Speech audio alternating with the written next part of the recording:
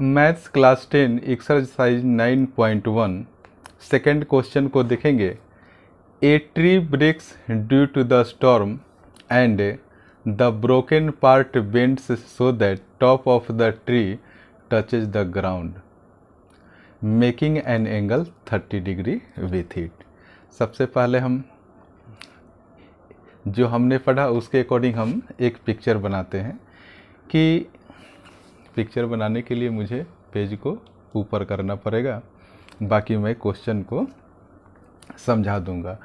कि ट्री है तो बेटा स्वाभाविक है कि ट्री होगी,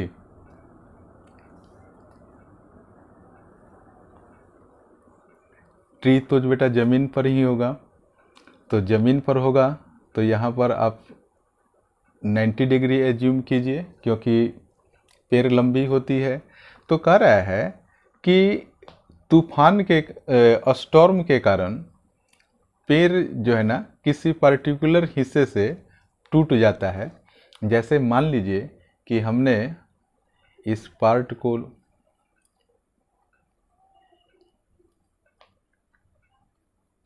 ट्री को हमने मान लिया बी डी और इस पार्ट से एज्यूम कीजिए कि इस पार्ट से वह तूफान के कारण टूट गया। तो ये वाला बेटा जब टूट गया तो ये आकर जमीन के किसी हिस्से से टच करेगा, ऊपर वाला टूट गया तो ये जमीन पर इस पॉइंट पर वो टच करता है। तो हमने इसको लिख दिया सी। और जमीन पेड़ का जो ऊपरी हिस्सा टूट जाता है और जमीन से टच करता है तो इस पार्ट पर 30 डिग्री का एंगल बनता है। आगे पढ़िए आप। The distance between the foot of the tree to the point where the top touches the ground is 8 metre.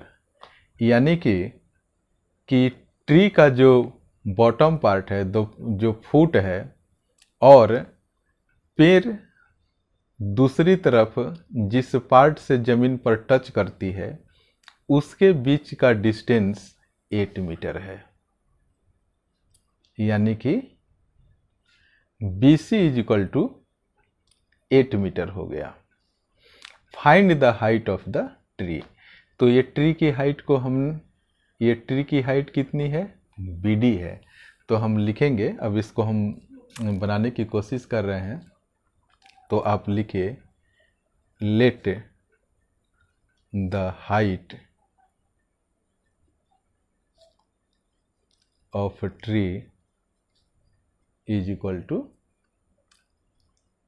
BD।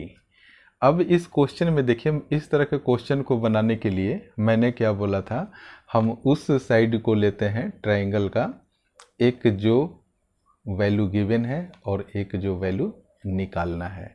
यानी कि इसमें क्या हो गया, ये है परपेंडिकुलर और ये है बेस। तो हम किस फॉर्मूले को यूज करेंगे? तो आप देखते हैं कि tan थीटा का फॉर्मूला होता है tan theta is equal to perpendicular upon base. क्या आप लोगों को दिख रहा है? थोड़ा सा पेज ऊपर करना पड़ेगा।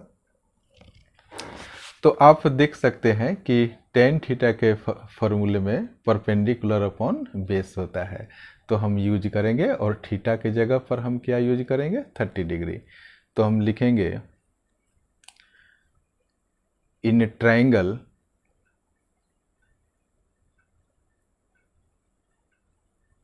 या आप ऐसे लिखिए triangle A B and C। आप इसको नहीं भी लिखेंगे, आप लिखेंगे इन ट्रायंगल ABC, लिखेंगे tan 30 इज इक्वल टू, तो ये परपेंडिकुलर क्या हो जाएगा? AB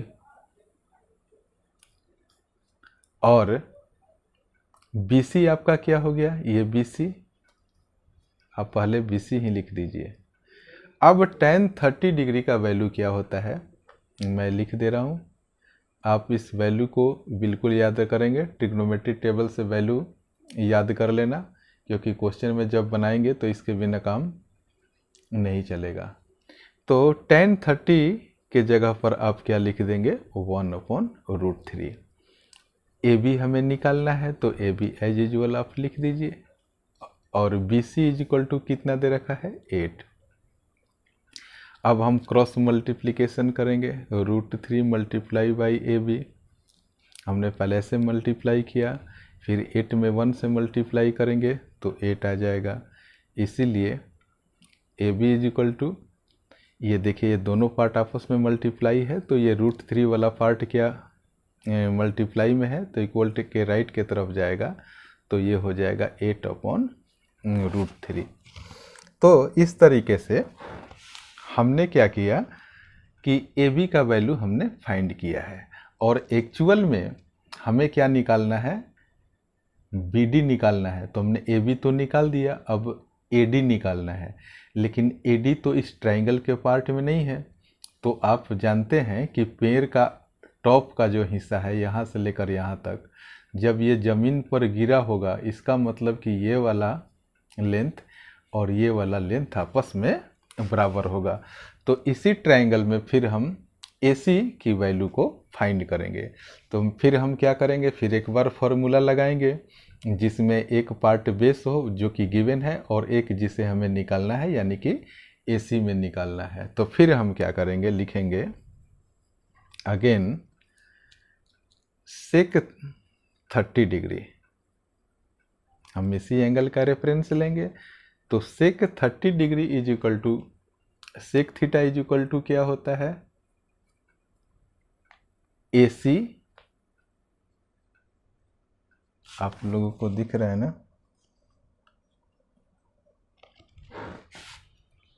sec theta is equal to hypotenuse upon base होता है। तो हाइपोटेनियस कितना हो जाएगा, आप यहाँ पर लिखिए AC अपॉन बेस यानी कि BC। अब आपको फिर सेक 30 का वैल्यू याद करना होगा, तो मैं नीचे लिख दे रहा हूँ यहाँ, सेक 30 डिग्री इज इक्वल टू 2√3, ये वैल्यू आपको याद करना पड़ेगा। तो सेक 30 का वैल्यू हम क्या लिख देंगे, 2/√3 इज इक्वल टू AC हमें फाइंड करना है ना, और BC जो कि 8 है।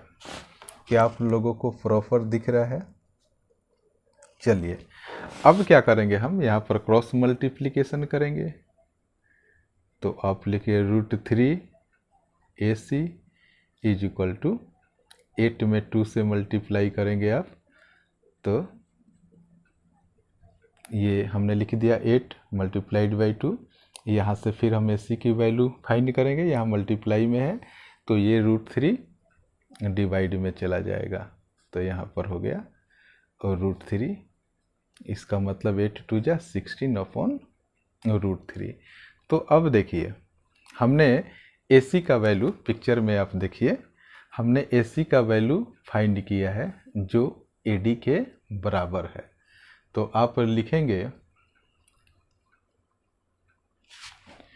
पेज को थोड़ा सा ऊपर करना होगा, मैंने आप लोगों को पिक्चर दिखा दिया था कि हाइट ऑफ द ट्री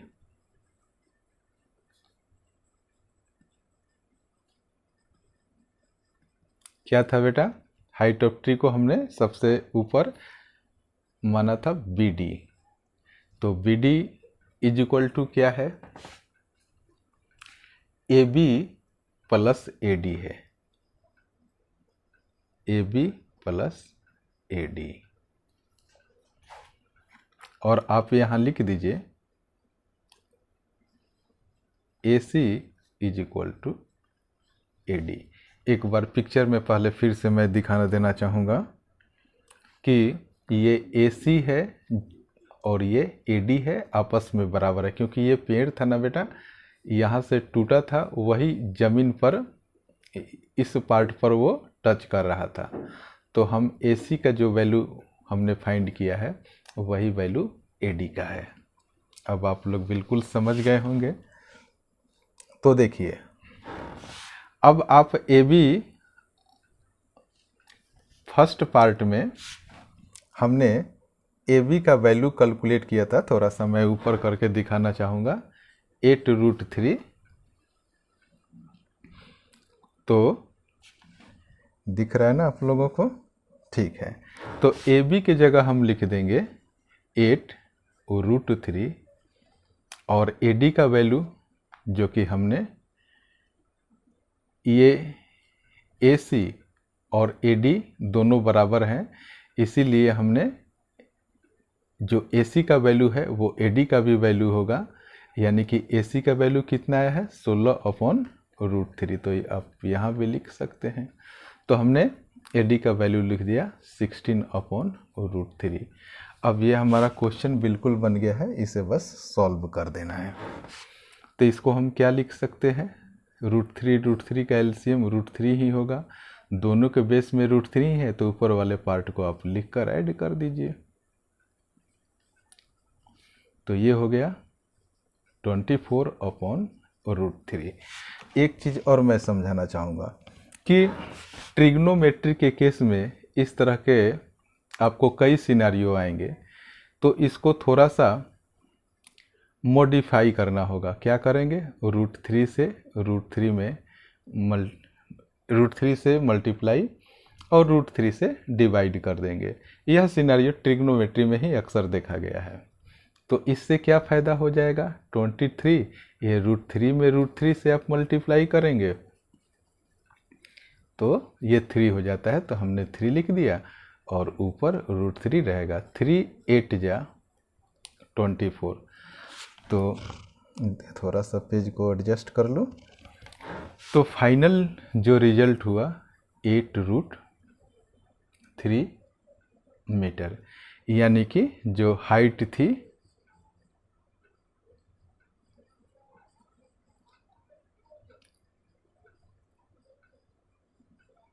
वो 8√3 मीटर है।